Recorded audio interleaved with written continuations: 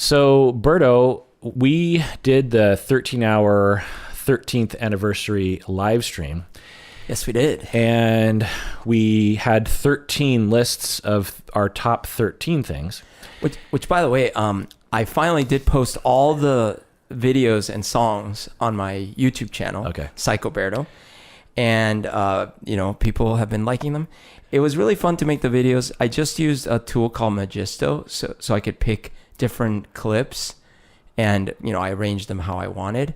It's stock footage, things like, hills and winter scenes and things. So but go to Psychopathy YouTube channel to hear the 13 songs that Berto wrote and recorded just for the 13th 13-hour YouTube stream. That's right. And we did all this stuff, and I always record it, but I never post it because the 13-hour live stream, because it's always kind of a train wreck. But I thought we'd go back and tell everyone what our 13 lists were, and we already did it once for movies that we cried to. Crying, yeah. But I thought we would do some more here. So let's start with movie and TV villains, Berto. Oh yeah. So give me your top 13 movie and TV villains after we introduce the podcast. This is the Psychology in Seattle podcast. And I am Dr. Kirk Honda. I'm a therapist and a professor. Who are you, Berto?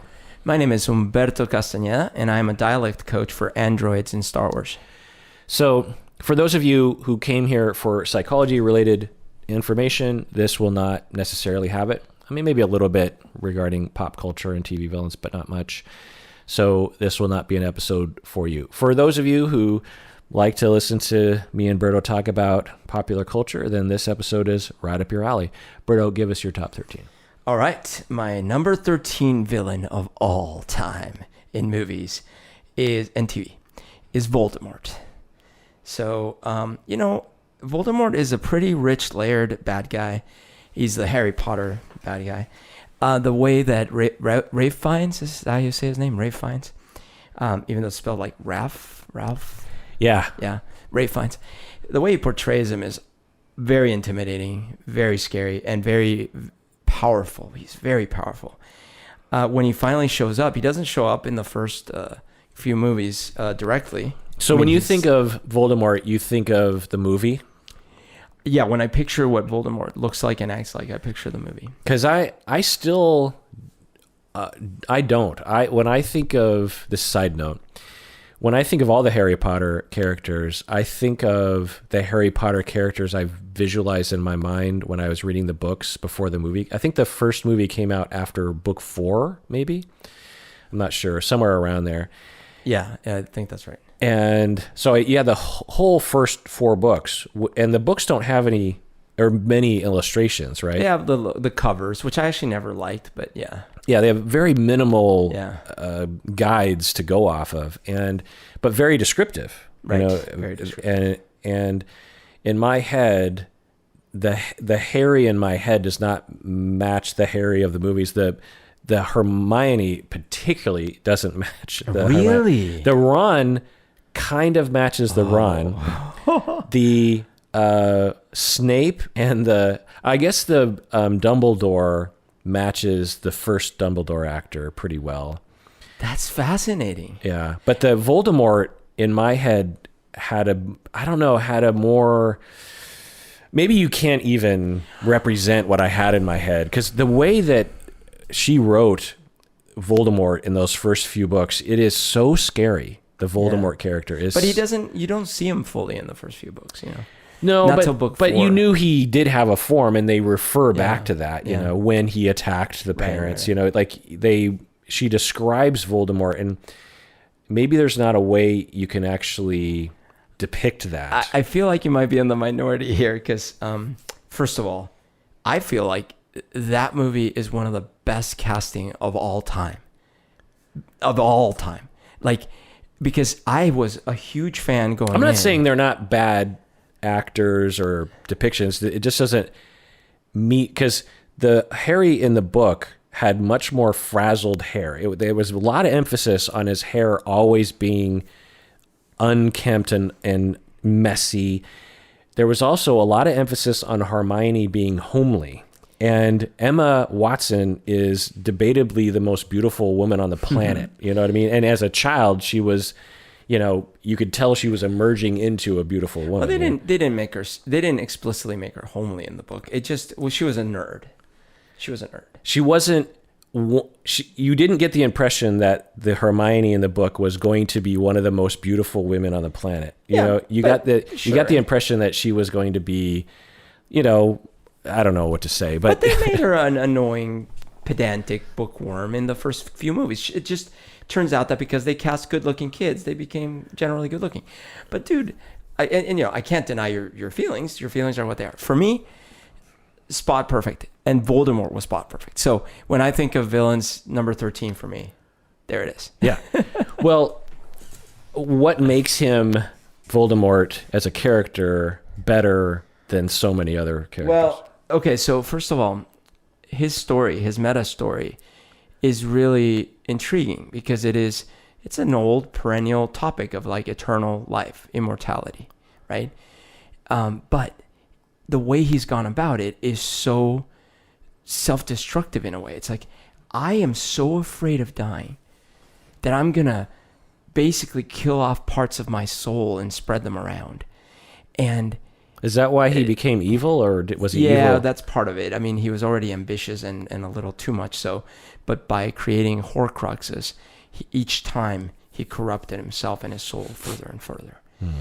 And so that was really fascinating. And then the fact that he was, a lot of times, because it's a simplistic kid's story as well. Like it has to fill both roles. And yet they still made me sort of believe and fear him, even though if you stop and think about it, like what's Voldemort after? He just wants to live forever and be powerful. It's like really basic. But then it sort of mirrors like reality in a way. Like what was Hitler this after? is interesting. I read all the books, saw all the movies. What was it in, and I don't think I ever fully grasped, which is maybe I did grasp it, but why was he trying to, because Harry Potter was a Horcrux? Yeah. So he needed to kill Harry Potter so he could suck part of his life back into him? So first of all, I'm not sure that Voldemort knew that Harry Potter had become a Horcrux. So what happens is that when he went to kill his mom, he did, but the killing of the mom did two things. It protected Harry with a magical spell that Voldemort did not understand or expect. That she cast as she died? It was just her sacrifice created this love protection. Okay. That wasn't even something Voldemort was aware of, because it's not like a spell you learn. Number one. Number two, I don't know at that time that he knew he created Horcrux. So what ends up happening is the whole time he's frustrated that he doesn't understand why he couldn't kill Harry. Like why did that fail? And like he doesn't know he can't touch Harry. Like when he goes to touch him in the cemetery in book 4, he wasn't aware that it was gonna not work. And so like there's a lot of things he didn't understand himself. But I think the main reason he was after Harry was he hated him. He didn't understand why he lived. So by the end of the books, had he gotten a lot of his Horcruxes and manifested his body back a little bit? Well, sort of. Because what happens is, look, in the first book, he's not even really after Harry. What he's after is the Philosopher's Stone. Because he's trying to reconstitute himself with the Philosopher's Stone. It's just Harry gets in the way. Okay. In the second movie, again, he's not after Harry, really.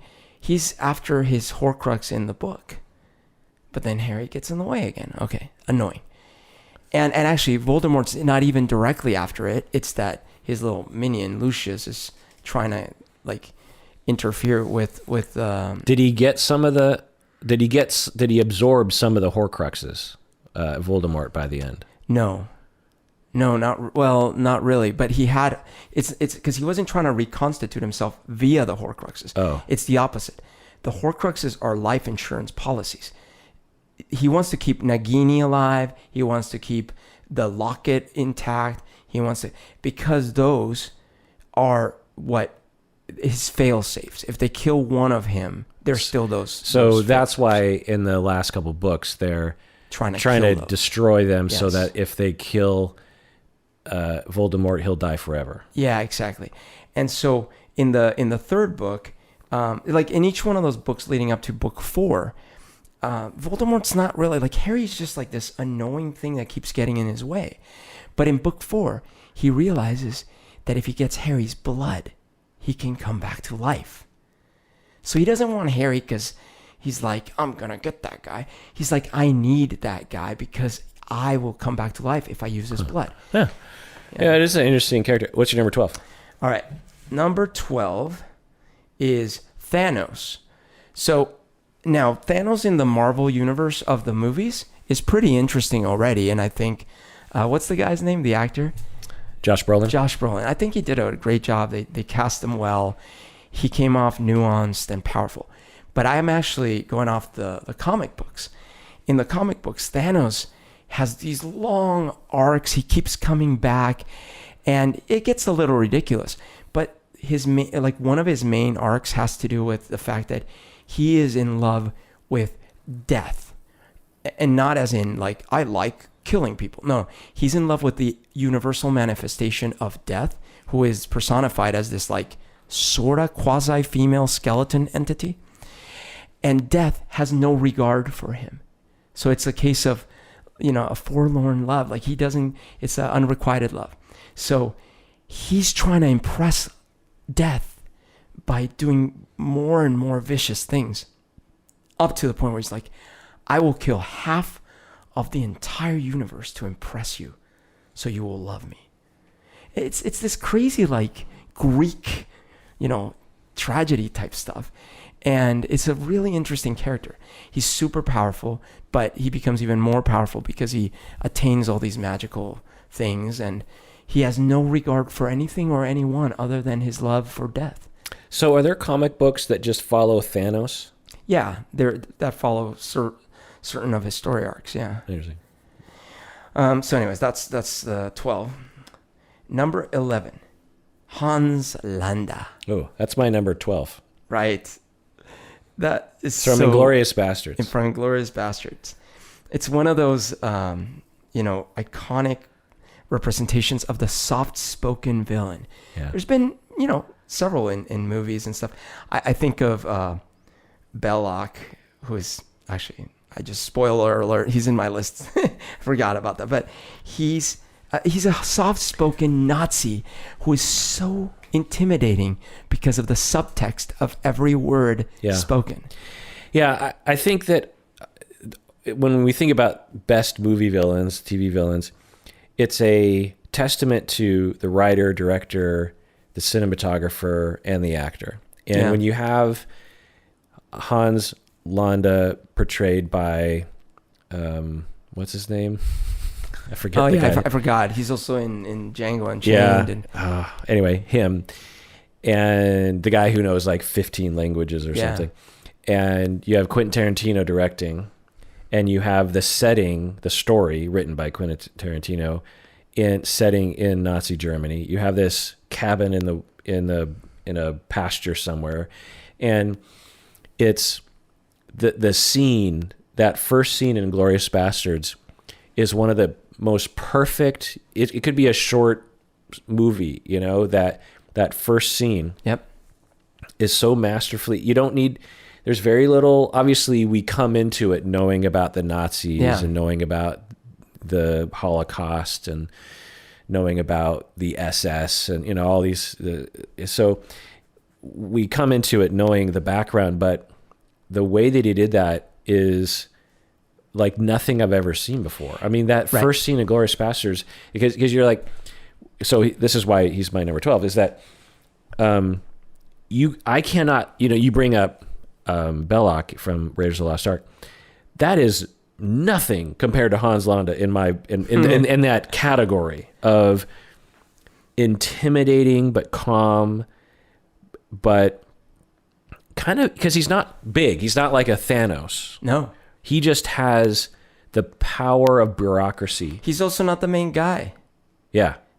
which is, I mean, we'll get to my Belloc things, but I think with Hans Landa, it's, so you could have used the same thing in a Star Wars universe or in other universes, as long as you're right that you have to have a little bit of an indication as a viewer that the people this person is associated with, or the entities, are really scary. Right. And the notion that if he is harmed, like say they kill him, say, because that dad could have just wrestled him to the ground and strangled his life out, but it'll get back to Nazi headquarters. Absolutely. And an entire, unit of troops is going to show up at your door and kill everyone. So and he's got that Columbo thing where it's like, hey, I just have a question, I'm just curious. Yeah, it's interesting to think about the scenes that Quentin recycled, because it's also like with Samuel L. Jackson when he goes into the Kahuna Burger. That's right. He's like, those guys. Hey, could I just sit down and have a? This is one tasty burger. Yeah, because he sits down, he has a glass of milk. Yeah. Yeah. Exactly. You're right. That's what I'm saying. It is archetypal, right? Like you have this person who is implicitly very powerful, but on the surface, they're very educated, soft-spoken, maybe even have wisdom to impart. Polite. Yeah. But well, here's the question, Berto. Did he know that he had Jewish people hiding in the... Yeah, so it depends. I like to think in the more real side of the coin of that movie, no, but that is his method. That is how he finds them. Because I always figured, that was my take, that he didn't know. He just suspected, and that's how he finds them. And if there's no one hiding in the basement, then he just gets to kind of screw with someone and get a glass of milk. Yeah. But if there is, he's going to catch it. Then, we'll just take our time. That's right. And that's why I'm saying Columbo, because it's kind of the same, like, I'd like to think in Columbo, the TV show, that it's an old TV show where it's this inspector that's very clever, but he's not a House. He's not a Dr. House or a Sherlock Holmes. The Sherlock Supernatural. Holmes, right. The Sherlock Holmes and Dr. House archetype is the unlikable genius who walks and immediately dissects everything. Well, I would say they are pseudo-supernatural individuals who divine things that aren't right. But even if you dialed back their dissection, like maybe like the written Sherlock Holmes, right? But what I'm saying, even if you dialed back that aspect of it, they're not likable. They're the assholes. Yeah. But these kind of archetypes, they're very mild. They're likable. They're mild-mannered. And maybe what we should do, because remember with the crying, we did a scale from 1 to 4, with 4 being like full blubber.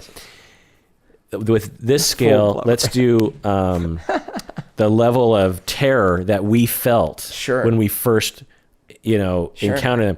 So with 1 being like mildly scared, and 10 being like the most scared we've ever been, where, from a TV villain where we don't want to go to sleep at night. Yeah. And we're having like a fight or flight adrenaline reaction watching the movie or TV now, show. I will say, I have a feeling my scale will not necessarily be linearly correlated with the rankings. No. Because there are other aspects. And it wasn't last time. Right. Okay.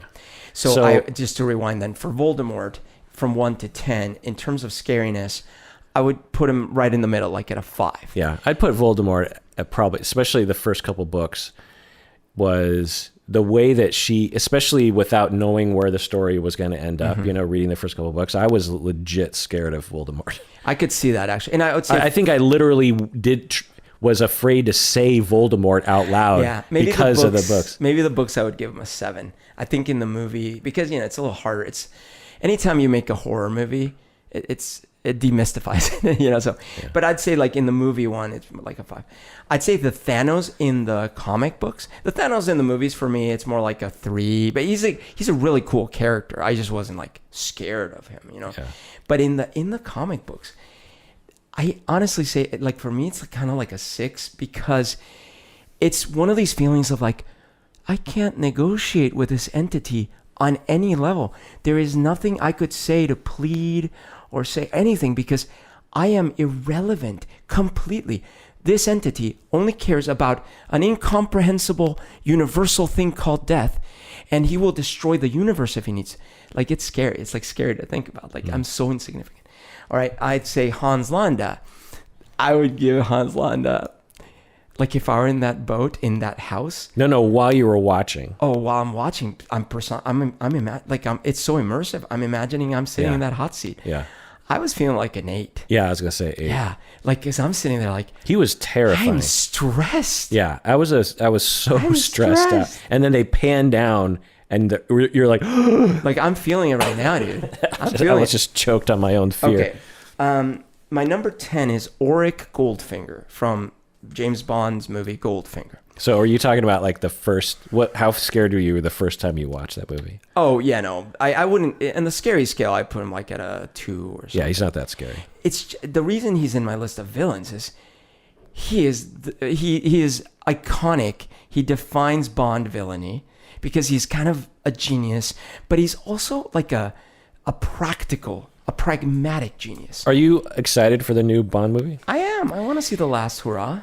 Yeah, I'm excited. I always get excited and then I always get disappointed. Yeah. So I will. But I was disappointed in the last couple. Yeah. I always do this to myself that this time it's going to be different. I saw a little bit of the trailer. I'm like, it kind of looks like they've gotten back to their roots where it's just like a fun movie. Like the movies of late have been so depressing, like they're not like, think of the old Bond movies. Well, that's why I didn't like Skyfall, but everyone loves Skyfall.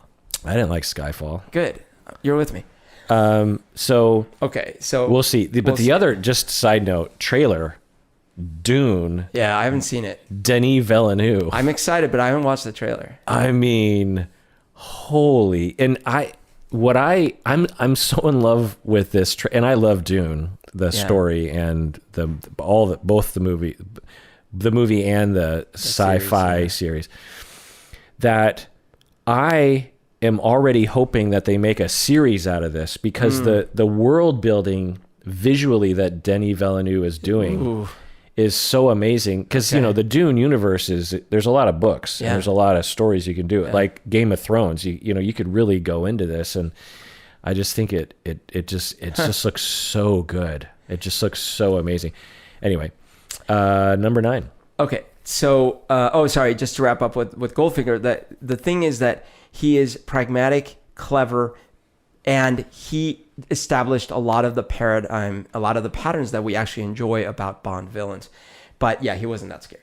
Okay, number 9 is Belloc from the Raiders series, Indiana Jones foil. And the reason I think he's such a good villain, he is not a cookie cutter, like one-dimensional character. He's an archaeologist. He's in it for the love of archaeology. There's a competitive spirit to him, but he does give a certain amount of respect to Dr. Jones. He sees him as a worthy adversary. Right. It's almost like he's not really a opposition. He's nothing personal, Dr. Jones. Yeah. In fact, like, I don't believe that, like, he was probably okay if Dr. Jones escapes with his life in many cases, because he'll follow him again and steal his stuff again. So I like that. Also, he's not, like, he's an opportunist. He's not actually a Nazi. He's just like, ooh, they can help me find this thing that I've been after for so long. And so sure, he's got, but he's also not after the power that the thing might possess. He's after the discovery. So it makes him a really interesting bad guy. Yeah, it's just him and Indy just were associated with different organizations, one with the Nazis and one with the Americans. Yep. And then the fact that when he's got his interaction with Marion is also nuanced and not obvious. He could have just been just a flat out creeper and Marion hates him and stuff. But like, there was more subtlety than that. Yeah. So did he know Marion from before? Well, because they ran in the, like, there's these circles, right? He knows Dr. Jones. So I think he knew her father. Did he like Marion? Well, in the moment, yes, but I think he also knew her father or something. You know, well, that whole scene. Was he trying to get with her? Well, yes, but he wasn't trying to like rape her. You know what I mean? Yeah. He was trying to seduce her legitimately. Right. And well, of course she was get trying her to hammered escape. on drunk. Yeah, fair enough. But yeah. So he was attracted to her, like yes. Her. Okay. Yeah. Because I don't think I'd ever thought about that scene, about what's his motivation. Right. I'm more in Marion's world of just like, how do you get out of there? Oh yeah, of course. And ultimately, of course, I mean, it's not going to be good for her, of course. It's just that they could have just written, come here. I mean, like, right. It could have been more simple. Totally. Okay. Totally. Yeah. Number 8. Well, like the Nazi guy with he is a cartoon character of a Nazi. Exactly. Yeah. Rather than Belloc, who is more nuanced. Yeah. In fact, the Nazi guy, who I do also love, and actually I was really scared of him when I was a kid. Yeah. When he came on the screen and then his hand gets burned and then he still sticks with it and stuff. Yeah. I was so frightened of that. But he is the cartoony version of Hans Landa. Right. You know, because he's kind of like also kind of soft-spoken. It's just that he's an exaggerated, very over the top, you know. Okay, number 8, Gus Fring from Breaking Bad. So it's another one of these like underspoken bad guys, like like he's the head of this empire, narcotics empire, and yet he owns a chicken company, you know, the Los Pollos Hermanos, and he's just a business guy, and he on the surface he doesn't look that scary. He's just like this like person that he's a businessman, an entrepreneur, and yet he becomes such a threatening, imposing antagonist in that series, and you're so scared of what he's gonna do and how he's gonna retaliate and how it's a really well written bad guy. Now, in terms of how scared I am, oh, by the way, Belloc, it's like a 1 or 2 in terms of scariness, but it's right. All this nuance.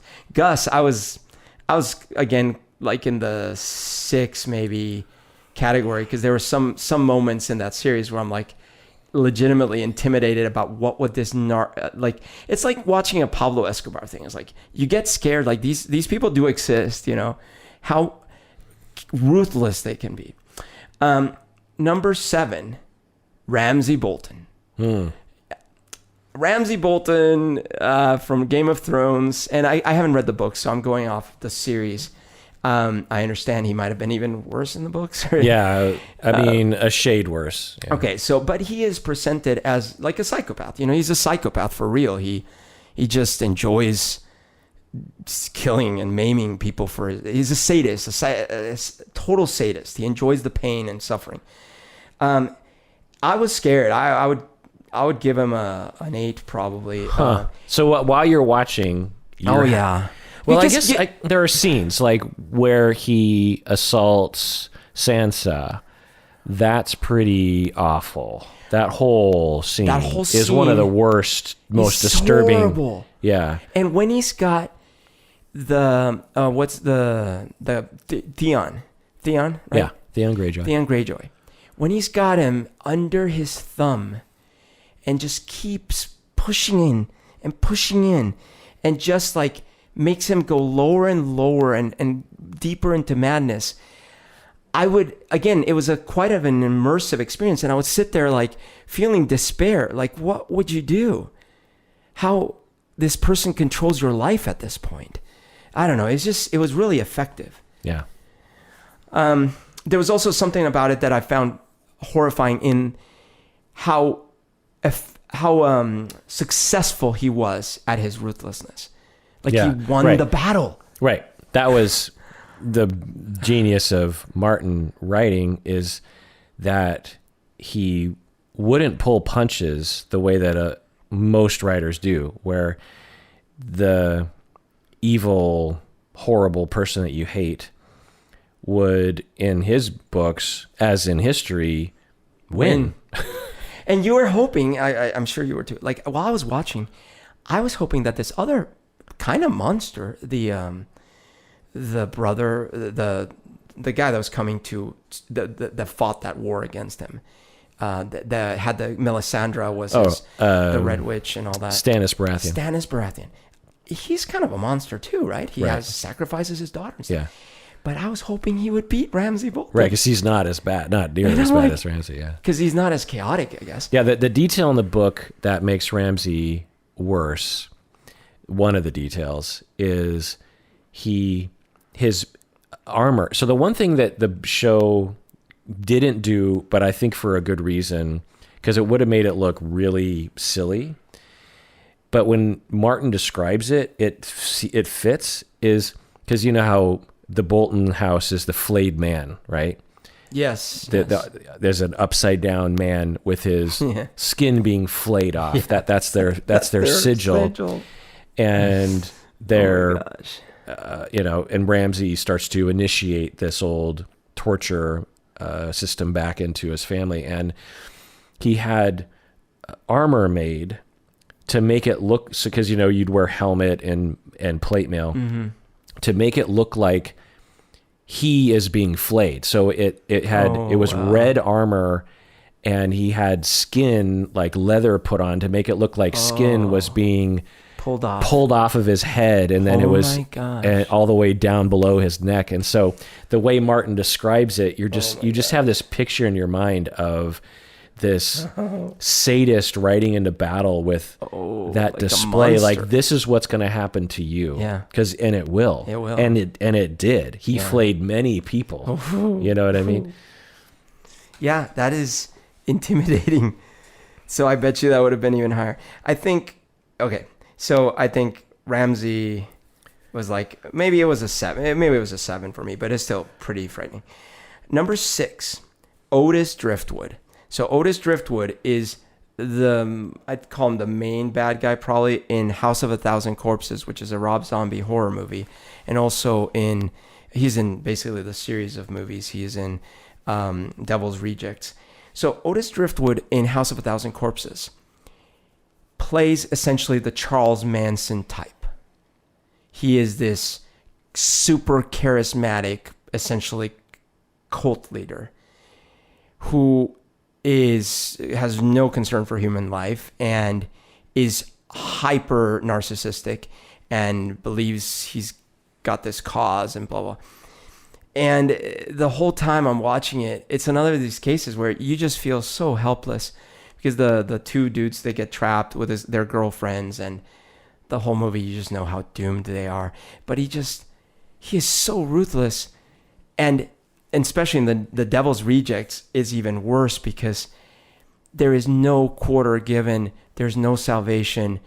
It's just depressing, and he is so terrifying. So to me, it's another good representation. Now, as far as the movies, you got to be into the horror genre to appreciate, but he's just like a really good, and I like him better than like a Jason or a Freddy Krueger or stuff like that because he's portrayed as a human. There's nothing supernatural about him. There's some supernatural elements in the House of a Thousand Corpses, but not him. He's not really supernatural. So anyways, I would give him an 8 as well, probably in scariness. Number 5, Ben Linus from Lost. Seasons 1 and 2 only, ignoring the rest of it. Before I knew what the series was going to become, I was so into Lost season 1 and mostly season 2. And when Ben is first introduced, he's this hyper mysterious figure, and you can't tell if he's an antagonist or if he's there to help. And he has power. And he's got some weird sort of power, and you don't know what the hell's going on.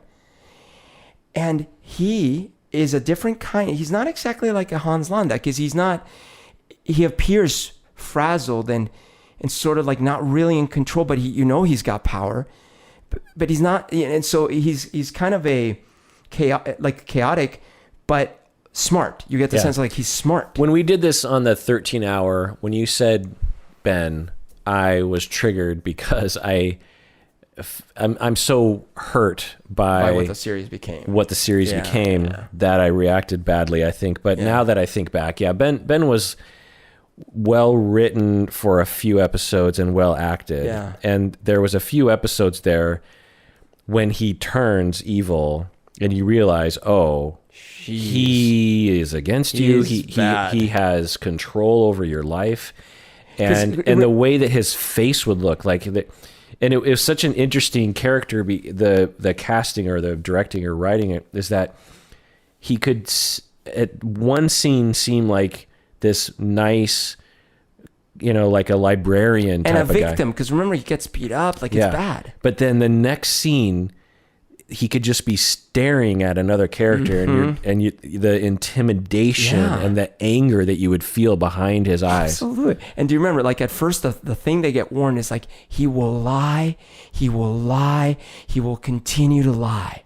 So the whole time they're showing us them talking to him, you're like, well, they told us he would lie, but he keeps claiming he's a victim, he's hurt, he's like... Yeah. Okay, so I have to say that show was a bunch of crap. Yeah, I hear you. So I would say he wasn't very scary. He was just very interesting and layered in those first 2 seasons as a bad guy. So I would give him like a 1 or 2 in intimidation. But number 4, John Doe from 7. Oh gosh. Okay. Religious conspiracy fanatic. Gone way off the deep end, has books filled with the tiniest writing with all his disdain for humanity, bound in this weird leather, who knows if it's human skin or who knows what. He's got, his house is a den of horrors and weird flasks of stuff. He goes on this crusade to torture people in the 7 deadly sins manner, the worst possible scenarios any of us had ever seen on the big screen.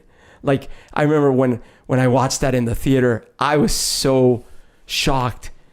Like, one thing was worse than the other, and you're just like, oh my God. There's this scene where they walk in, the guy's clearly been dead for weeks. He looks like a mummy, and then all of a sudden you find out he's actually still alive, barely. Right. Yeah. Oh my gosh. Okay. So, and they haven't even shown us who it is. They've just shown us a guy in an alley. And then when he's finally revealed, any movie that sets up such a mystery, such a moment, is gonna disappoint us. And yet, in comes in detective, and he turns himself in.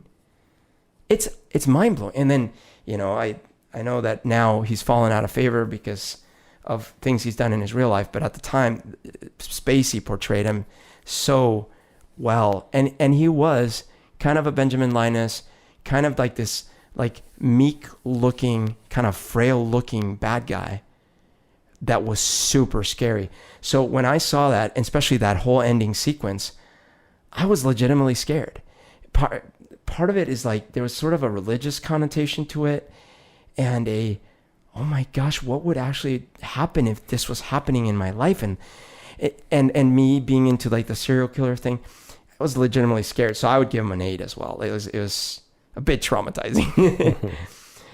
Number 3, Damien, the kid from the original Omen movie with Gregory Peck. That kid, and it's, poor kid, like obviously he was just a normal child, but they cast him so well. The movie is genius. It's my favorite horror movie of all time. It shows no gore, shows no special effects, like no floating ghosts or anything. Yeah, it was made at a time when there was a number of good horror movies. Yeah. Like Rosemary's Baby. Right. Which I rewatched recently, and the first 98% of that movie, 97%, is one of the best movies ever made, and definitely one of the best horror movies ever made. Yeah. The last 7 minutes are some of the dumbest movie making I've ever seen in my life. Whereas this movie never drops the ball, and it gets scarier and scarier. And the thing is, at the end of the movie, you're seeing Gregory Peck trying to stab this child to death. Now, think about that. In reality, and you're hoping that he gets it. Does. But in reality, you would have to think. Spoiler alert. You would have to think Gregory Peck has lost his mind, right? In reality, like, we need to put Gregory Peck in a hospital. He's trying to murder his child. But because you've been following the movie and you know that it's real, you are gunning for this child to get it. And the child, they cast the most cherubic looking, angelic looking kid. And yet he's got this little twinkle in his eye. it couldn't have been better. I need to watch that. There's a scene where he's riding his little tricycle on this, like right where his mom is, and his mom is up on a little stair on the railing. This is in the 60s? Yeah, 60s, 70s maybe. I think it's 70s. It must be 70s. And it is such a tense scene because you know what's going to happen. And the kid's just like, it's like a Shining kind of scene. It's so good. Anyways, Damien, in that movie, I gave it a 10. And the reason is because when I was a kid, I believed all that stuff. And seeing that on the big screen, actually, I didn't even see it on the big screen. I saw it in a VHS probably. I was legitimately scared for my life. You saw it as a kid? Yeah. How old were you? I think I was in 6th or 7th grade. That's too young to be watching something like that. It was so scary, dude. So scary. I was legitimately, because it felt real. Because at the time, I remember a lot of us brought our Bibles and we were reading the Revelations and we were like, that's what they said in the movie. Antichrist. And they said the Antichrist would come from the sea of politics. And we were debating, I wonder if it's such and such. Is it Reagan? Is it like we were talking about things? Yeah. Anyways, it was super scary. Number 2, the Joker in Dark Knight. This is the Heath Ledger Joker. So this one is not scary from, like I just gave a 10 to Damien. I would give this Joker maybe a 4 maybe or something like that. The thing about this villain, it could have been just another wacky Joker that does wacky things. Instead, it is sort of the criminal mastermind who is clearly not right, but at the same time has a method to his madness. Every scene is so intense. Like when he comes up to the group of mobsters that's gathered, and they're like, "Who the heck is this guy?" And he's like, "Do you want to see a trick?" And he does the pencil trick, and like that whole thing is just so great. Yeah. And then when he's with Batman and he doesn't care, he's getting beat up. So part of what I've said, there's this theme for me. Whenever I feel I have no negotiating power, no bargaining with this bad guy, I feel really uneasy because you kind of picture yourself. What would you do? How would you try to save yourself? And you feel like you can't. You don't have any leverage. You have no leverage. And he really does that. He's like, I don't care. I am willing to die right here and right now. I don't care. Have you seen the breakdown of, because when you're watching a movie like that, you don't have enough information to know what's happening until the movie's over. Yeah. And have you seen like a breakdown of the Joker and his motivations in that movie? I don't know if I have. It's one of those things where you're like, yeah, what was he thinking at the time? and that was his plan. Like I think they broke down the first scene that he's in where they rob the bank, right? Oh wait, I did see something about this. And they're like, right. So wait a second. He planned on that happening, and then this happened, and he knew that was going to happen, right? And that was his, and it just completely demolishes the whole thing. But anyway, I actually saw it from a different perspective, which was that criminal mastermind angle, because like when you see the Joker in the original Batman movie, he's very entertaining. Jack Nicholson was amazing, but a criminal mastermind, he's not. It's just he's out for money and he's trying to do some crazy shit. Whereas a Lex Luthor, he's supposed to be a criminal mastermind. But I really appreciated the Joker as a criminal mastermind because in the books in the comics he's supposed to be like that, Yeah, Heath Ledger, his depiction, you could tell was heavily influenced by him. You can't direct that. No, right. And Heath Ledger as a person is kind of like that. Like when you see him in interviews, he's kind of a goofball. Yeah. And it's obviously, one of the most memorable villain performances of all time. My number 1, of course, Darth Vader. Darth Vader. That's my number 2. Is, first of all, when I saw him as a child, I had this weird thing. Like I would at the same time probably give him a 10 in how scared I was, but also a 10 in how cool I thought he was. Right. It's like I'm sitting there. Well, I was different though. You were older as well. Yeah, I was 6 when I saw Star Wars in the movie theater. But even when I was 13 and saw Return. I was 3 when I saw. Yeah, I was terrified. Yeah. Only. I never thought Darth Vader was cool. Oh, okay. I see what you're saying. I thought you were going a different way with it. Okay. I thought he was cool. Well, okay. I don't know what I thought at 3. Fine. But I do remember by the time Empire came out, I loved the Darth Vader toys. I loved that character. I just thought it was so cool. But he was also terrifying. Yeah. And like, okay, in the Star Wars movie, when he first shows up, like one of the best entrances of all time, period, let alone for a bad guy. And he takes over the movie in that moment. Keep in mind, this is a movie where your mind is already blown. You've never seen something like this. A huge triangular ship chasing another ship. When have you seen this? And then they board and you see these stormtroopers and these lasers and the robots and the beautiful princess. Your mind is blown. And yet, Darth Vader shows up and now that's all you can think of. It's crazy. Yeah. And the breathing and the power, the voice. Understated power. Yeah. Now, it gets even better because by the time we get to Empire, he's got the Hans Landa thing going a little bit.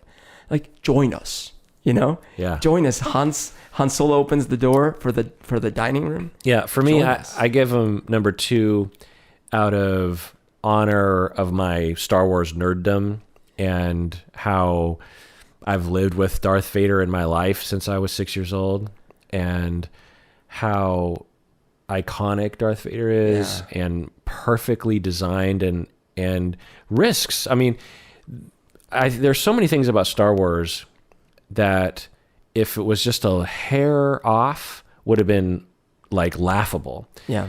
To have this tall guy in black with a cape. He has a cape. He has a cape. He has this, breathing thing. Like if that was stylistically a little different. Yeah. If they went with a different voice actor than James Earl Jones, I don't know, there's just little things that if you just did it a little differently, Darth Vader would be a joke. So there's so many risks, is what I'm saying. Yeah. And they all landed. Yeah. And it's such a great character. Again, and we've talked about this during the 13th. I remember that in the first movie, he's not the top of the heap. He's kind of like a minister or a priest. Right. Well, he never is, right? Because then the second movie, we find out he's got an emperor. Right. Right.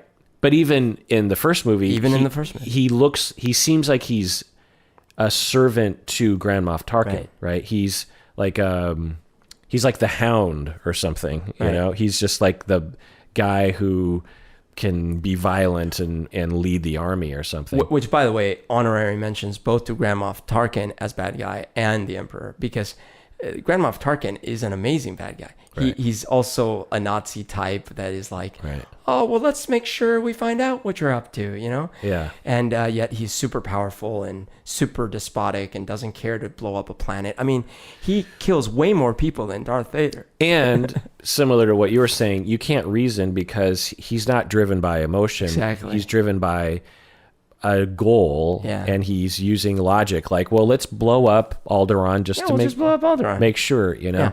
Like you could tell with Darth Vader, you can reason if you're his child. Right. All right, let's take a break. We get back. Let's do my top 13. What do you say, Berto? Let's do it. All right, Berto, we're back from the break. So I keep wanting to make this announcement on the audio podcast. We haven't done it. Is we gave out 2 scholarships during our 13th, and I want to make those announcements now, months later. Danielle Wiley was the winner of the Psychology in Seattle podcast $2,000 scholarship, which is awarded to mental health students who have already made the world a better place and plan to make the world a better place. Danielle is pursuing her PhD in clinical psychology at the University of Washington in Seattle. I swear to God, we did not choose her just because she was from Seattle, but she's from Seattle, so that's great. And she's awesome. She's going to my and your alma mater. She has made the world a better place by seeking opportunities to serve Black and low-income families, prioritizing them in culturally adaptive and sensitive research projects, and striving to plug the leaky academic pipeline to support other students of color in pursuing graduate education in psychology. And you can read her full kind of write-up on our website. Okay. And then we were normally only going to give one scholarship, but we liked this other student also so much that we gave them a $1,000 runner-up scholarship. Joe Yi Chin is the second place winner for $1,000. Let's see. Joe Yi is pursuing their bachelor degree in psychology science at Monash University, Malaysia, in Malaysia. Joe Yi has been at the forefront of LGBTQIA plus advocacy in Malaysia. I mean, just imagine that. They are at the forefront, at the chevron of LGBTQIA plus advocacy in Malaysia. That's incredible. Getting a degree in psychology science, and so already making the world a better place, and plans to continue doing so. Also, let's do some patron shout-outs, some OPP. OPP. Old patron praise for those who became patrons back in September of 2018. We have Anne, deserving listener Anne. We have Denzel from Louisville, Texas. Is it Louisville or Louisville? I don't know. We have Adam from God knows where. We have Matthew from New York City. Nice. We have John from Lowell, Indiana. We have Mac from Dallas, Texas, who's second Texas person. We have Liz from God knows where. We have Tyler from Minneapolis, Minnesota. And we have Marletier from Seattle, Washington. Woo! So thank you all, the bunch of you, for being patrons for so long, ever since September 2018. My top 13 movie villains starts, number 13, with Agent Smith from The Matrix. So good. Yeah, the character is perfectly written and executed. Oh, yeah. All powerful, but then not in the end. I mean, the way that Neo beats him is by being able to see and manipulate the code that informs their reality. And he jumps into Agent Smith and blows him up from the inside. Yeah. But before that happens, Agent Smith, unbeatable. Yeah, it's so scary, and it's so you got a sense for who he was, and also as a a good villain, and also good writing, good directing, good acting can convince you of things that don't make a lot of sense. Agent Smith is a program. Yep. And also a human version, human manifestation, or a sort of a avatar, if you will. And I believed in that. I was bought in that Agent Smith was a computer program manifesting as an avatar, and those earpiece, I don't know, it's just a perfect villain. And I mean, so when they introduce him, you first see his agents, and you see, oh gosh, his agents are so intimidating and scary. And he's the best of them. Right. It's like, oh God. Number 12, Hans Landa, Glorious Bastards. Yes. Bastards. Number 11, Anton Chigurh from No Country for Old Men. Right. Just terrifying. Doesn't he have a nail gun? No, he had it was a gun that they use to kill cattle, I think. Okay. It uses air pressure to shove a rod. Bolt, right, like a rod. A long rod. Oh, okay. Yeah. And anyway, Agent Smith, scale from 1 to 10, I would say like a 5. Hans Landa, yeah, I'd say like a 8 or 9. Anton Chigurh, I'd give like an 8 or 9. Number 10, Amon Geth from Schindler's List, the bad guy. Right. Also played by Ray Fiennes. I'd give that like a 6 or a 7. That Nazi character is all powerful, can do whatever he wants, not only with the Jewish people, but also because he's the top of the heap with the Nazi and the soldiers and everything. Yeah. And the character is a little cartoony at times, but it just personifies the Nazi. Yeah. I guess I have 2 Nazis. Yeah, well, Nazis are scary. Number 9, Terminator, the first movie. Oh, yes. So when I saw this movie when I was, 12 or something, it's terrifying. This machine can do anything. It's invulnerable. It can imitate voices. It has computers and optics and guns, and it just keeps coming after you. And Sarah Connor and Reese are these defenseless humans who need rest, and they bleed, and it just felt so scary. Do you know that he didn't want to say "I'll be back"? He was trying to convince James Cameron, right? Yeah. He's like, I think I would say I'm a robot, so I would probably say all the words like "I will be back." And then, so I'll do it like that. I will be back. And James Cameron's like, no, I'll be back. It's better. It's like, no, but I think that. And then finally, James Cameron's like, what does the fucking script say? I'll be back. Then do what the script says. He said that to Schwarzenegger. Arnold was talking about that in some podcast or something. It was like, wow. James Cameron yelled at Arnold. And at the time, he was just an upstart director. Yeah, so I would give Terminator, especially when I saw it back then, I'd give it like a 7. I mean, there's different kinds of fear, right? There's the fear you get from Damien, which is like chilling fear. Yep. Like with The Ring, for example, the girl, that's like a 10. Kind of like an existential dread that, like, you might die from this. But Terminator and with like Amon Geth or Anton Chigurh, it's more like, I feel bad for the characters, and it's just so frustrating. And like that's another success thing that you can point to is to make a character seem like they're gonna get you, but not like they're so ridiculously powerful, like Mike Myers, for example. That's why those movies just don't really work for me, because once you get past a certain threshold, those bad guys like, Friday the 13th, Freddy Krueger, they just can do, like, or It, for example, they can do whatever they want. Right. So there's no avoiding it. They're doomed, Whereas with Anton Chigurh or Terminator, I don't know how they do it, but they make it so that you might be able to get out of it. Well, it's still grounded in physics, at least to the extent that you know about it. Right. Whereas It can just appear out of nowhere. And number 8, Nurse Ratched from One Flew Over the Cuckoo's Nest.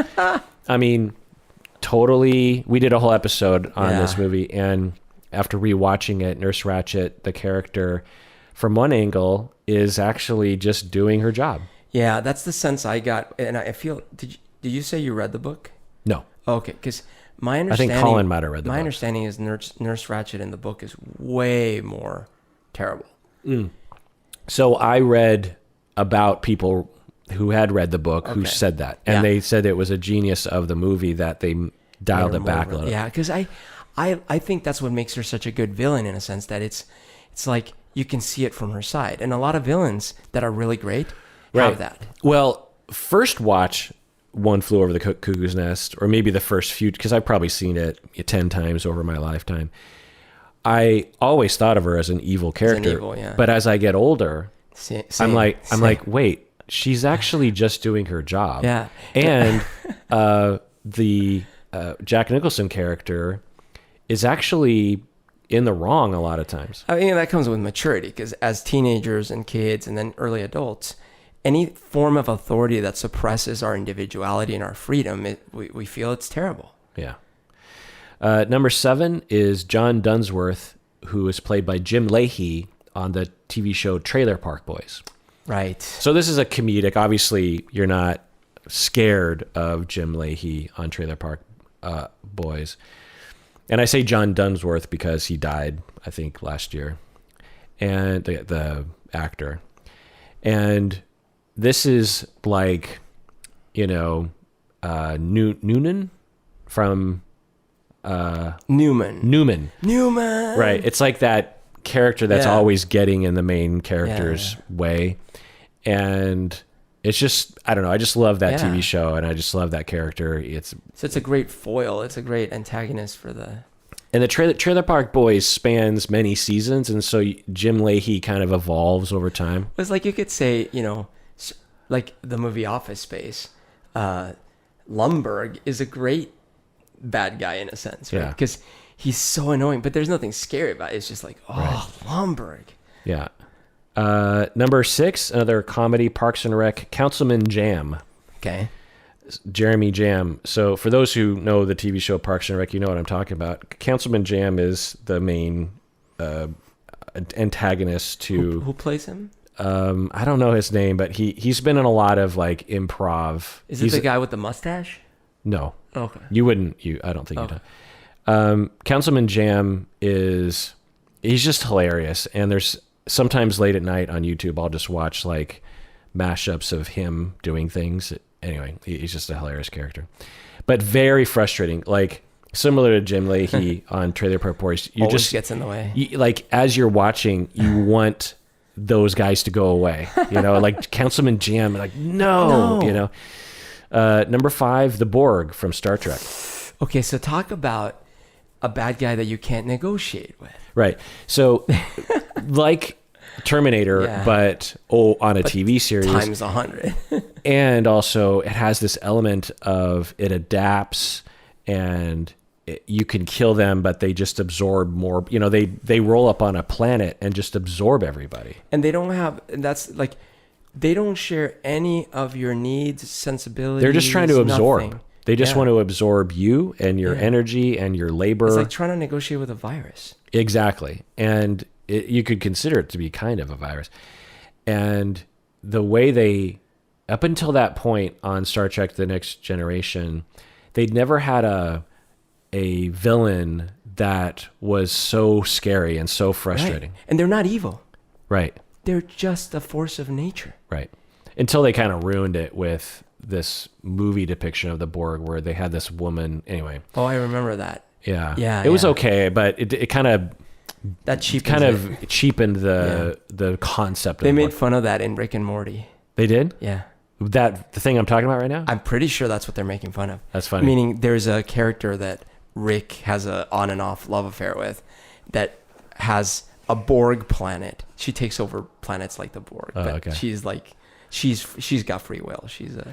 Yeah, I'm still working my way through those episodes, and I'm really getting into it. Yeah. I finally got to the episode that everyone was talking about with the Szechuan sauce. Oh, yeah. And I'm like, all of that cultural hubbub was about this? Szechuan sauce. I just want to get my Szechuan sauce.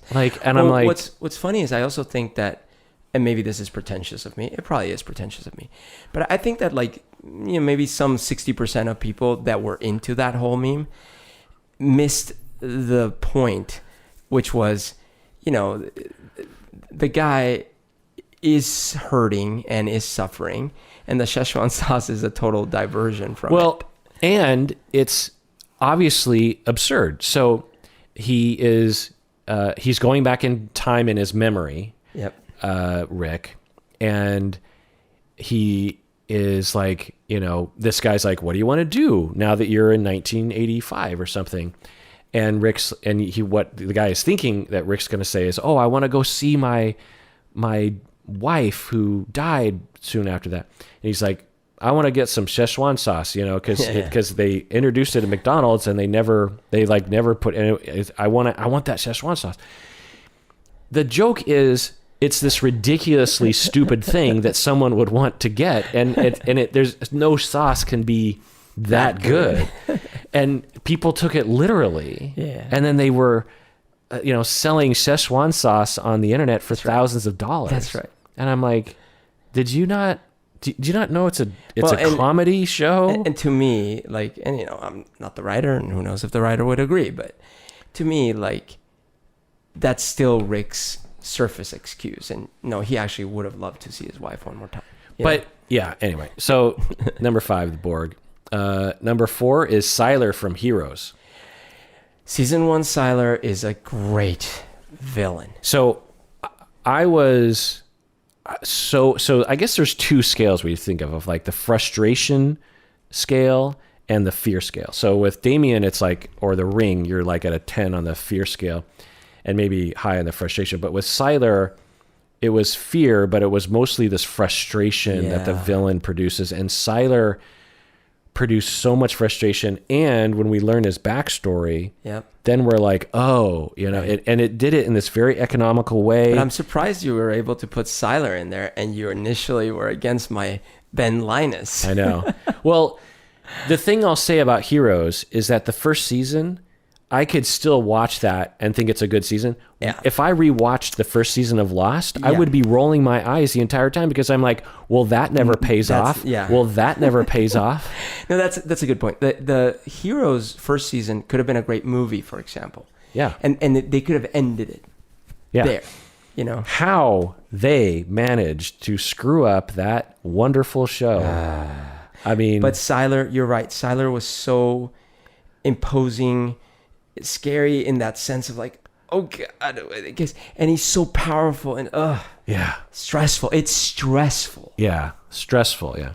Number 3 is Joffrey Baratheon from Game of Thrones. Yeah. So you put Joffrey instead of Ramsay. So Ramsay to me is so over the top that I'm not scared, whereas Joffrey is believable. Sure. And there were Ramsays in history, but there were, I think, a lot more Joffreys where he's just insecure and incompetent, low self-esteem, you know, and immature, and yet powerful and could destroy capricious. everyone. Yeah.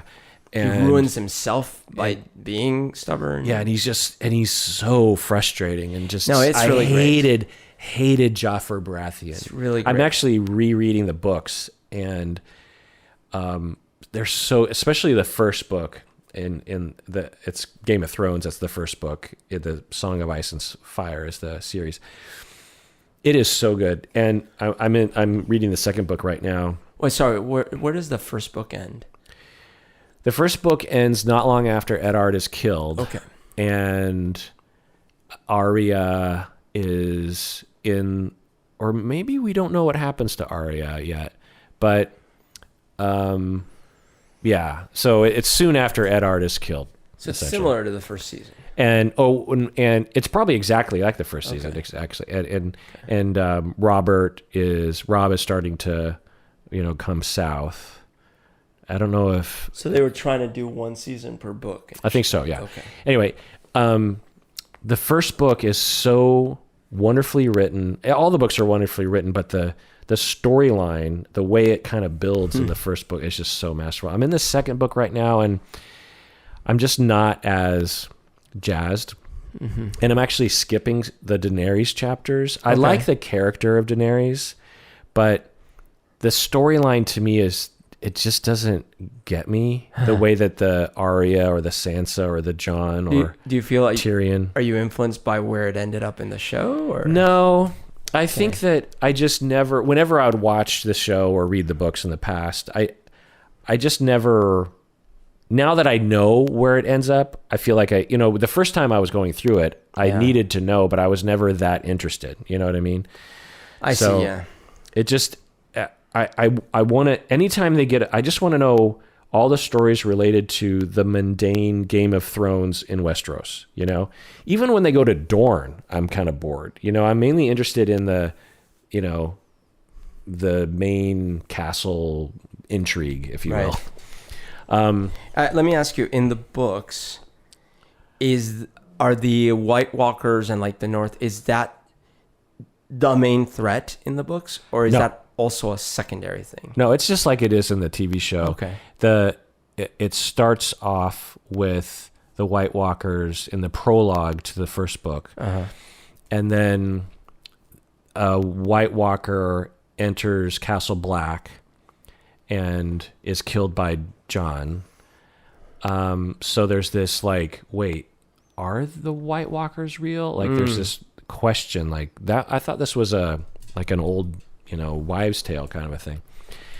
And as the series has gone, like so far where the series is at, is it now where it was in the show? No, the books end when when Theon jumps from the wall with Jane Poole, not with Sansa.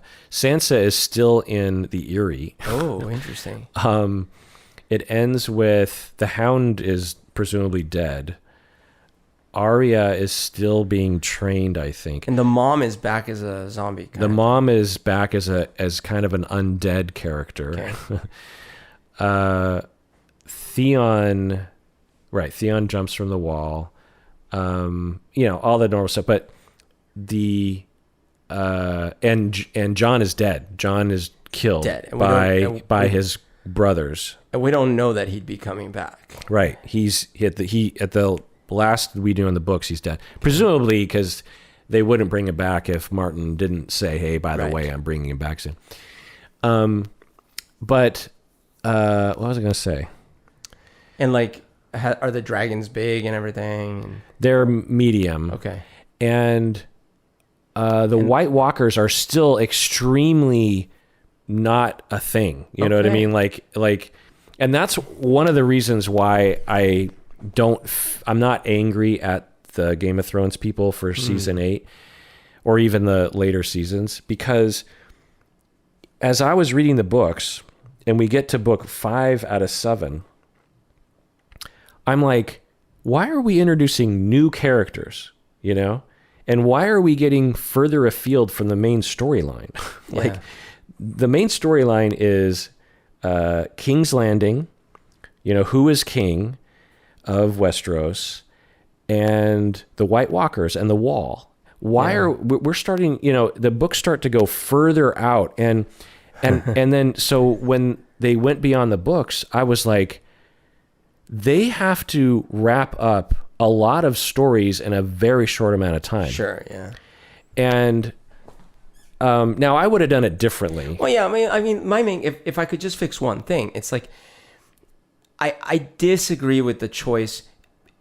Books aside, in the TV show, they certainly made it feel like the White Walkers were the big payoff. They were the big antagonist. They were the big thing we were going to have to contend with. Yeah, and so it was quite in the book anticlimactic how that whole But it's the ended. same as in the books in that, even though that is the big threat that is looming,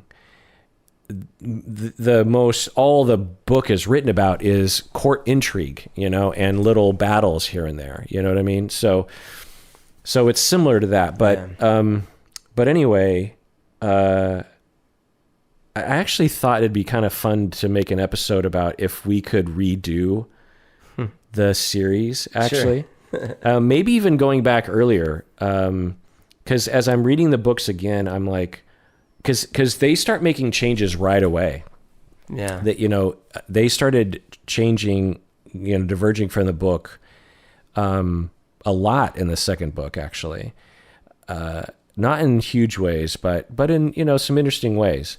Like, there's that scene where Theon lands in Pike for the first time after being the ward at Winterfell, and his sister picks him up, but she doesn't say, "I'm your sister," and Theon hits on her and actually like puts his hand down her pants and stuff. Do you remember that whole scene? Yeah. Well, that never happens. And there's a different guy. There's like, anyway, I'm starting to lose my mind again. So yeah, Joffrey Baratheon, very, very first. Number 2, Darth Vader. And number 1, both super scary and super frustrating, is Bob from Twin Peaks. Yeah. So if you watch Twin Peaks today, the first, couple, I think it was only on a couple seasons.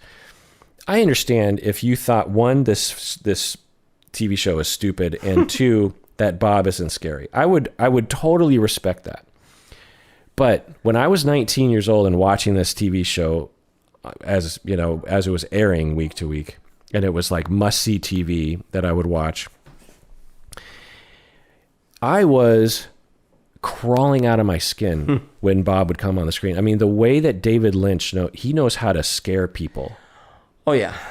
Well, I mean, speaking of David Lynch, like, I would give many honorary mentions to characters from David Lynch movies. Right. Dune has plenty of examples. Right. The Baron, Sting, all these things. But also the guy played by what's the actor's name that went to jail in Lost Highway? Oh, right.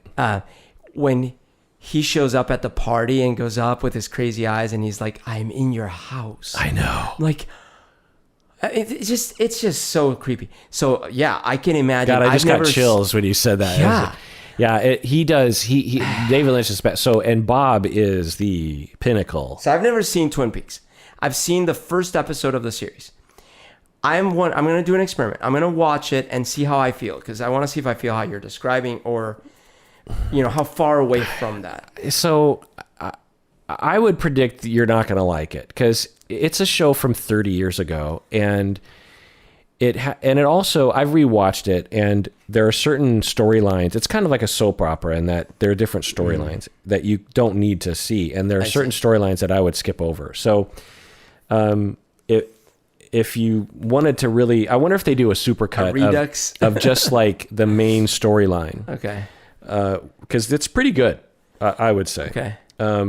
But yeah, the Bob character is it's and the whole, I won't spoil it, but the whole kind of storyline around who Bob is and why he is and what he is. It's just creepy. Okay, yeah, it would just give me chills. I can imagine, though, A, it being a David Lynch thing. B, at the time Twin Peaks came out, I mean, this was before so many shows that That's what I'm saying. Like, imagine it's 1990. Yeah. And you're watching a television show. And there's this one scene that is burned in my brain so Bob is this long-haired, he has gray, kind of white hair, but he looks youthful, and he just looks like kind of like a scrawny biker guy. So you're describing someone that sounds a lot like Otis Driftwood, the guy I was saying from House of a Thousand Corpses. And there's this scene where it gives me chills, where Laura Palmer or someone just kind of recalls Bob. Oh my God, it gives me so much chills. It's so scary. And the shot, the music is building, and then we see kind of like a flashback, the camera's pointing down at the foot of a bed, and Bob is at the foot of is kneeling on the ground, and his head is, his chin is right at the, and all you see is his face, and he's like going, my God. And he's baring his teeth, and that's all, that's all you see. Oh my God. And then that's it. And for several episodes, that's all you get of Bob. That's terrifying. But then the presence of Bob, and just the name Bob. What about Bob? It's just the name Bob. Anyway, it sounds like the Blob. So just rattling off several honorable mentions. We got the Elizabeth Shue character in The Boys. We have Marlo Stanfield of The Wire. Which, by the way, as much as I liked Elizabeth Shue, the character in the comics, it's a dude. I think it's fine that they switched it to a gal. That's not the issue. It's that he is more like the Star Wars guy, Grand Moff Tarkin type. He is always cool as a cucumber, not a care in the world, and yet he is the most destructive, evil person. Interesting. Balthazar from Despicable Me 3. Oh, I thought you were gonna say, wasn't Balthazar the name of in Battlestar Galactica? Oh yeah, right. I think that was his name. Yeah. We have Calvin Candy from Django Unchained. Yes. We have Vector from Despicable Me 1. Calvin is played by Leo, right? Yeah. Oh God, what a great bad guy. Of course, Hans Gruber from Die Hard. Oh yeah. We have John Hamm's character in White Christmas, Black Mirror. Oh yes, yes. We have Nick Offerman's character Forrest from Devs, the TV show Devs. Totally. And is he a bad guy? I mean, right? That's the thing. It's awesome. Yeah, I mean, he kills but people. That's why it makes it a great entry into that. We got Adolf from Jojo Rabbit. Didn't see it, unfortunately. Ramsay Snow. The Giants in Attack on Titan. Yes. Livia Soprano from The Sopranos. Oh, yeah. Ducat from Star Trek. Who's that? From Deep Space Nine. He was... is he a Klingon? He was a nuanced bad guy. Like, is he a Klingon or? No, he is. There's a war between the Bajorans and I can't remember the other But anyway, Ducat. Alex from Clockwork Orange. Yes. Biff Tannen from Back to the Future. F. Murray Abraham, who plays Antonio Salieri from Amadeus. So I felt terrible when we did this live, and I remembered that I didn't put the bad guy from my favorite movie of all time. Yeah. Oh. Yeah, Antonio Salieri is just hilarious in Amadeus. Whenever I watch Amadeus, I'm mainly watching for F. Murray Abraham's performance in that movie. Like, I don't really care about Amadeus himself. Really? Okay, I actually enjoy it. But I mean, he stole the show, no question. I really liked the... Yeah, I mean, the movie's great, but if it didn't have F. Murray Abraham, the movie would just be half the what it is. Agreed. But that laugh... Yeah. Norman Stanfield from Leon the Professional, the bad guy. Emperor Palpatine. T-1000 from Terminator 2. Gollum from Lord of the Rings. Thanos.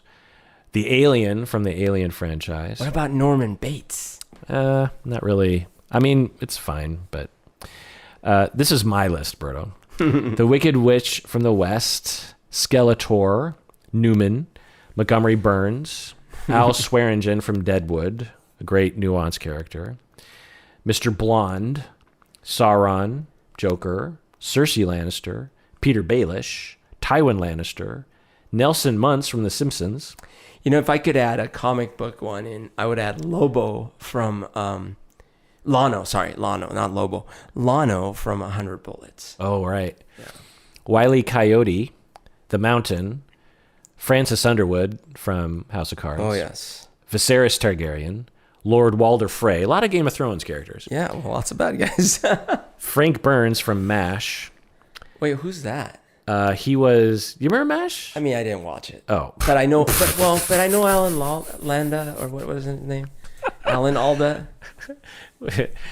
I like that. Well, wait, which one was that? No, listen. Well, did you watch it? No. Okay, what I mean is I watched a couple episodes, but I didn't follow the show. Well, you clearly... Because Frank Burns was... anyway. Billy Bob Thornton in Fargo, the TV show. Boba Fett. Jabba the Hutt. Jason Lee's bad guy character from The Incredibles. Actually, I like a lot of cartoons, like modern sort of Pixar-y cartoon bad guys. I mean, Boba Fett is actually not... I mean, look, I love the character. I love the toy, all that stuff. But he's not a good, well-developed character at all. No, but in Empire, when he is, in the pursuit, and I don't know. He's threatening. Yeah, very threatening. Yeah. David Lopan from Big Trouble Little China. Oh, yes. Prince Humperdinck from Princess Bride. The Demigorgon from Stranger Things. Khan from Wrath of Khan. Fletcher from Whiplash, the teacher. Frank Booth from Blue Velvet, the Dennis Hopper character. Another David Lynch. Yeah. Ordell Robbie from Jackie Brown, played by Samuel L. Jackson. I would add the Baron Harkonnen in there. Okay. Well, that took a lot longer than I thought it would, Berto. We actually luxuriated a lot longer than we did because we've actually been recording. Well, because we did it snappily because we could only do it like in 25 minutes or so. Yeah. What are your top 13 movie TV villains, listeners? Yeah. Comment below or post on the fan page or the Discord or something like that. Share, because I want to know, honestly, who are your top 13 villains from movies or TV shows? And everyone out there, please take care of yourself because you deserve it.